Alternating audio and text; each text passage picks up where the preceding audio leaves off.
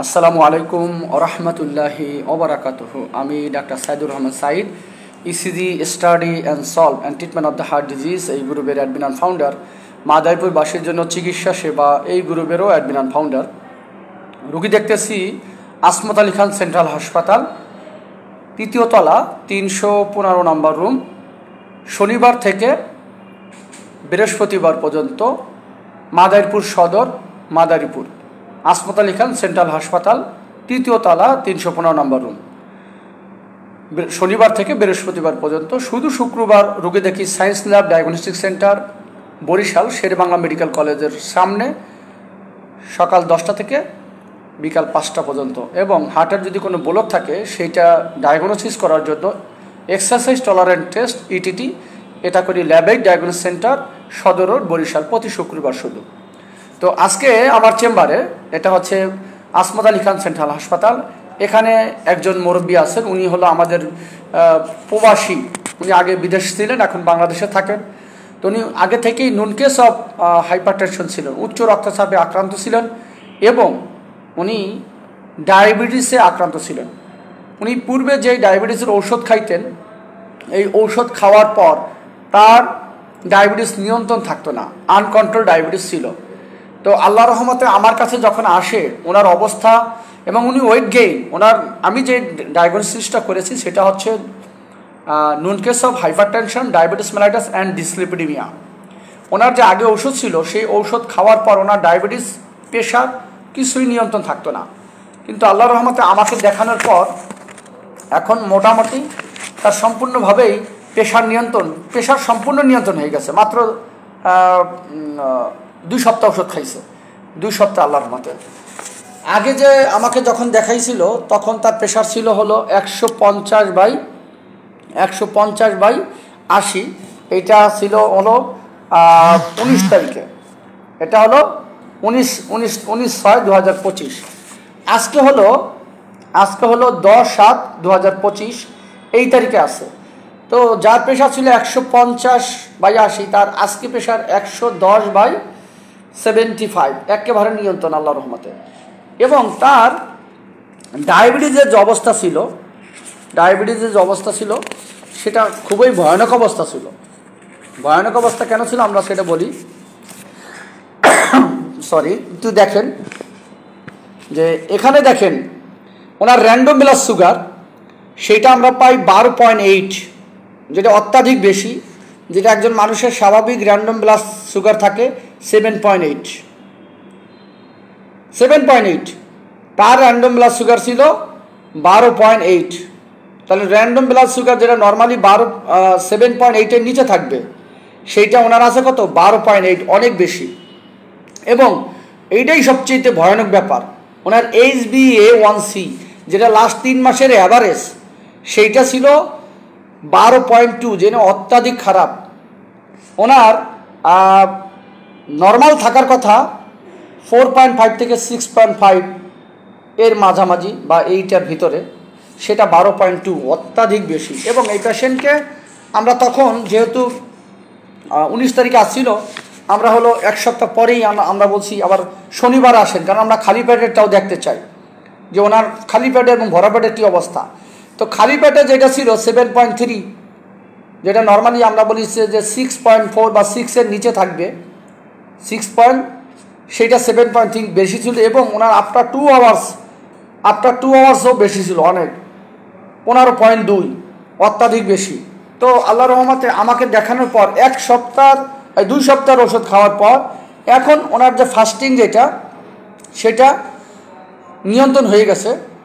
ওনার after 2 আওয়ার্সও এখনও বেশি আছে, তো আগের চাইতে কম। আগে যেটা 15.2 ছিল সেটা 13.3। উনি আবার কালকে একটু আবার বলে আম খাইছে। তো আল্লাহ রহমতে ওনার প্রেশার নিয়ন্ত্রণ। ওনার আরেকটা বিষয়, ওনার ওয়েট গেইন ছিল, আগে ছিল 73.45, আজকে তার ওয়েট আছে মাত্র 68। তাহলে আলহামদুলিল্লাহ অনেক কমছে, প্রায় 4.5 কেজির মতো ওজন কমছে। তা আমরা আমার মুরব্বীকে দেখাই। আসসালামু আলাইকুম বাবা, আপনি ভালো আছেন? আপনি কোন দেশে ছিলেন আগে? বিদেশে? সৌদি মদিনা ছিলেন। আল্লাহু আকবার। কত বছর ছিলেন? 2 বছর 6 মাস ছিলাম। 2 বছর 6 মাস, মাশাআল্লাহ দিন কম। মাশাআল্লাহ। তো আপনার ডায়াবেটিস কত বছর? ডায়াবেটিস আমি এই যে 2 বছর 7 মাস, এই 6 মাস সৌদিতে ছিলাম, এখান থেকে কইছে একটু ডায়াবেটিস বেশি আছে, মেডিকেল করছে যখন। আচ্ছা আচ্ছা। আর প্রেশারও একটু বেশি আছে, এতটুকুই কইছে। ওইপর ওখানে ঘুমাইতে পারিনি, গাড়ি ছেড়েছি তো। এরপরে একদিন দেখি যে আমি অনেক মানে সমস্যা মনে করি গেছি ডাক্তারের কাছে, ওরা দেখে তাড়াতাড়ি 11 হয়েছে ডায়াবেটিস, আর ওই প্রেশারও বেশি। তাড়াতাড়ি ওরা করছে কি ওষুধটা দিছে, ওষুধ দিয়ে খাইছি মতো নিয়ন্ত্রণে আইছি। ওই একটু খানা পিনা রুটি খাইছি, আর ভাত কম খাইছি, আর ঘুমানোর চেষ্টা করছি একটু বেশি, আর একটু হাঁটাহাঁটি করছি। তারপরে দেখছি 8-এ আইছি। ওই 8-এই অনেক দিন তোমায় প্রায় 1 বছর তোমায় তখন বিয়ে 8-এই মানে লড়াচড়া হয়েছে। তারপরে এখন দেশে আইয়া পড়ছি। দেশে আইয়া মনে করছি যে ওই ওষুধটা যত দিন ছিল খাইছি। আইয়া ওই একটা ডাক্তারের কাছে গেছি, ওই ওষুধটা দেখে উনি একটু পাওয়ারফুল ওষুধ সকাল এবং বিকালে খাওয়ার অনুমতি দিচ্ছে। ওই ওষুধটা খাওয়ানো ঠিক আছে। যখন এই ওষুধটা খাইছি, যে ওষুধটা আমি খাইলাম, আমারই নিজের লোকে দিছে। অন্য ডাক্তার দিছিল নাকি কোনো মানুষ দিছে? অন্য ডাক্তারই দিছে। ওষুধ খাওয়ার পর বাড়ি আছে। ওষুধ খাওয়ার পর আর নিয়ন্ত্রণ করি নাই, আর আডিও নেই, আড়াচলাও করি নাই। মানে ওই দিক খেয়াল এত যে বাড়লো এটা আপনি বুঝতে পারেন নাই? না, খেয়ালই করে নেই। এই যে হাঁটলে হাঁপাই যেতেন না, এখন এই 2 সপ্তাহ পরে হাঁপান আল্লাহর রহমতে? এখন আগে তো হাঁটলে এখান থেকে আমাদের আসলে এটা একটা অন্যরকম কমপ্লিকেশন ছিল, যে সেটা হচ্ছে উনি হাঁটলেই হাঁপাই যেত, কাজ করলে অরান হয়ে যেত। যেটা জন, আপনাকে ধন্যবাদ, আলহামদুলিল্লাহ। তো যেটা আমরা বলতেছিলাম, উনি হাঁটলে হাঁপাই যেত, বন্ধ রাখেন, হাঁটলে হাঁপাই যেত। এখন কিন্তু সে হাঁপায় না আল্লাহর রহমতে। এখন কি সে হাঁপায় না? কারণটা কি? তার ব্লাড সুগার আগের চাইতে কমছে। ওনার চর্বি যেটা ছিল, আমরা বলছি ডিসলিপিডিমিয়া, সেটাও নিয়ন্ত্রণ। তো এখন কি আগের চাইতে ভালো লাগতেছে? এখন ভালো। ওজন কমছে 4.5 কেজি 2 সপ্তাহে। ডায়াবেটিসটা অনেকটা কমছে। প্রেশার সম্পূর্ণ নিয়ন্ত্রণ হয়েছে না? মাথাও ঘুরায় না, স্বাভাবিক। আগে ঘুরাইতো। শরীরে ব্যথা ছিল, সে ব্যথাও কমছে, ওই যে পা ব্যথা। তো আল্লাহর রহমতে সবকিছু নিয়ন্ত্রণ। ডায়াবেটিস খাওয়ার পরে একটু বাড়তি আছে, এই জন্য খাবারটা নিয়ন্ত্রণ করতে হবে আর হাঁটতে হবে। ডায়াবেটিস ইন্টারন্যাশনাল গাইডলাইন অনুযায়ী যদি কোনো পেশেন্টের, ভালো কথা, আপনার এই যে কেউ ইনসুলিন দেয় নাই, এর আগে ইনসুলিন দেয় নাই, হ্যাঁ, খুব দামি কথা। এই যে HbA1c আমরা কেন দিলাম? HbA1c হচ্ছে লাস্ট 3 মাসের অ্যাভারেজ। এইটা যদি 10-এর বেশি থাকে অবশ্যই ইনসুলিন দিতে হবে। সরি, অবশ্যই ইনসুলিন দিতে হবে। এটা ইন্টারন্যাশনাল গাইডলাইনের কথা, আমার কথা না। এবং কারো যদি খালি পেটে ফাস্টিং ব্লাড সুগার 16.5-এর উপরে থাকে, এটাও আমাদের ডায়াবেটিস অ্যাসোসিয়েশন, যেটা আমাদের বার্ডেন, অথবা আমেরিকান ডায়াবেটিস অ্যাসোসিয়েশন, অথবা সারা ওয়ার্ল্ড হেলথ অর্গানাইজেশন, এদের তথ্য মতেও যদি কারো খালি পেটে 16.5-এর বেশি থাকে, অথবা HbA1c 10-এর বেশি থাকে, তাহলে অবশ্যই আমাদেরকে ইনসুলিন দিতে হবে। মনে রাখবেন, যদি আপনি ডায়াবেটিস না কন্ট্রোল করতে পারেন, তাহলে অন্য অন্য রোগগুলো আপনার হবে। ডায়াবেটিসকে বলা হয় অন্য অন্য রোগের মা। এই যে ওনার ডায়াবেটিস কন্ট্রোল না হওয়ার কারণে ওনার কি হয়েছে, ওনার দেখা যাচ্ছে অ্যাথরোমেটাস ডিজিজ ডেভেলপ করে গেছে, ওনার প্রেশার অনেক হাই হয়ে যাচ্ছিল, ওনার এই যে চর্বি বেশি বেড়ে যাচ্ছিল। চর্বি বেড়লেই এখান থেকে কি না হার্টের প্রবলেম হয়ে যেত। তা আল্লাহর রহমতে, এখন আল্লাহর রহমতে ভালো তো? আপনি খুশি তো? এখন ডায়াবেটিস নিয়ন্ত্রণ করবেন, ঠিকমতো খাওয়া দাওয়া নিয়ন্ত্রণ করবেন, আর হাঁটবেন। দিনে কতটুকু হাঁটতে বলছি আমি? মিনিমাম 1 ঘন্টা, 45 মিনিট থেকে 1 ঘন্টা আপনি হাঁটবেন। এমনভাবে হাঁটবেন যাতে শরীর থেকে কি ঘাম বের হয়, এটা হাঁটতেই হবে। আর খাবার পরিমিত খাইতে হবে। ভাতই খাবেন 3 বেলা। 3 বেলা কি ভাতই খাবেন, রুটি না।